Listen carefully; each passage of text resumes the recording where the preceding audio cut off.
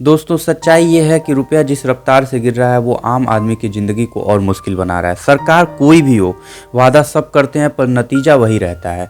और रुपए की ये हालत सिर्फ आज की नहीं है, काफ़ी सालों से हम देख रहे हैं कि डॉलर ऊपर जा रहा है और रुपए लगातार कमज़ोर होता जा रहा है। लेकिन असली सवाल ये है कि ये गिरावट आखिर हो क्यों रही है और इसका जिम्मेदार कौन है। क्योंकि महंगाई बढ़ती जा रही है और खर्च भी बढ़ता जा रहा है और उसका बोझ आम जनता पर आता है। सच यही है कि रुपया न किसी पार्टी का फैन है और न ही किसी का दुश्मन, वो दोनों के समय गिरा है।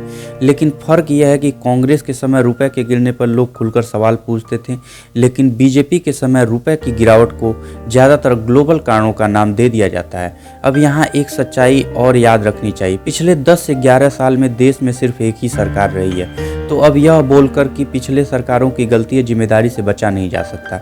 और इसी 10 से 11 साल के कार्यकाल में एक और चीज़ में जोरदार उछाल आया, वो है पेट्रोल की कीमत, जो कभी 70-75 के आसपास थी वही आज 100 के ऊपर स्थिर बैठी है और इसका असर आम इंसान की जेब पर सीधा पड़ता है। इन्हीं 20 सालों में चीन ने अपनी करेंसी को काफ़ी स्थिर रखा, एक्सपोर्ट इतना बढ़ा दिया कि दुनिया उसी पर निर्भर हो गई, अपनी अर्थव्यवस्था को मजबूत किया और हम हर साल रुपए को थोड़ा और नीचे जाते हुए देखते हैं। मतलब पड़ोसी आगे निकल चुका है। तो सवाल यह है कि रुपया आखिर गिरता क्यों है।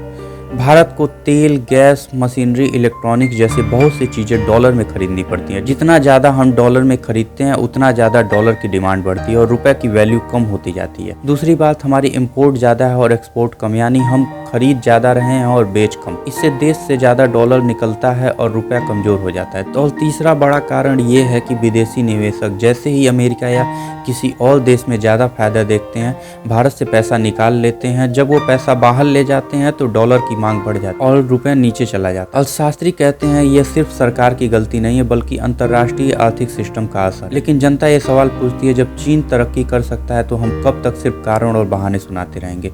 रुपया गिरने का असली असर आम जनता पर पड़ता है। पेट्रोल डीजल महंगे होते हैं, मोबाइल, लैपटॉप, इलेक्ट्रॉनिक्स आदि महंगे हो जाते हैं, विदेश में पढ़ाई और यात्रा महंगी हो जाती है, कंपनियों के डॉलर वाले लोन महंगे हो जाते हैं और अंत में वही महंगाई आम जनता की जेब को झटका देती है। सरकार चाहे कोई भी हो, महंगाई का बोझ जनता को ही उठाना पड़ता है। तो दोस्तों, रुपए की गिरावट कोई नई बात नहीं है, लेकिन फर्क इतना है कि कांग्रेस के समय लोग चिल्लाते थे, बीजेपी के समय लोग वजहें गिनाते हैं। लेकिन सच यही है कि रुपया किसी भी सरकार की बात नहीं मानती।